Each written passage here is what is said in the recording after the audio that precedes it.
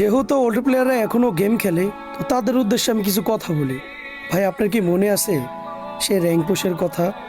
আপনার কি মনে আছে প্রাইভেট ছুটি হওয়ার পর সবাই একসাথে মিলে কাস্টম খেলা, ডায়মন্ড টপ আপ করে ডিজে আলোক নেওয়ার ফিলিংটা, বন্ধু বান্ধবকে বারবার দেখানো, মামা আমার অ্যাকাউন্টে তো ডিজে আলোক আছে, তোর কাছে কি আছে? আরে বন্ধু, আজকে আমি একলা বিয়ার র্যাঙ্ক খেলছি, 6 কিল করছি, তুই কই আছিলি? এ মামা, গেমে ঢুকতো, আজকে বিয়ার র্যাঙ্ক খেলমু। মিয়া হিরোইকে উঠতে হইব তো, তুই কই তাড়াতাড়ি গেমে আবি না? আরে আয় আয়, তুই আমার লগে কত কাস্টম খেলোস, চল চল কাস্টম খেলি। আরে বটের ঘরে বট, তুই মারতে পারস না, উদা দিয়ে আমগো লগে খেলতে আইছস, তুই আমগো লগে পারস বেটা, উদাই কাস্টম চ্যালেঞ্জ দে। আরে বন্ধু, রাতে বের হইস তো, সবাই মিলে কাস্টম খেলবো আজকে, 4-5 জন মিলে মনে করে একসাথে মিলে জিলে খেলবো, দেখবো কে কত কিল করতে পারে। দেখ তো মামা, কি বিরক্ত লাগে, এই 10টার দিকে আপডেট দিছে, বিকাল 5টা পর্যন্ত আমরা কোনো গেমে ঢুকতে পারবো না, এত বড় আপডেট দিলে হয়?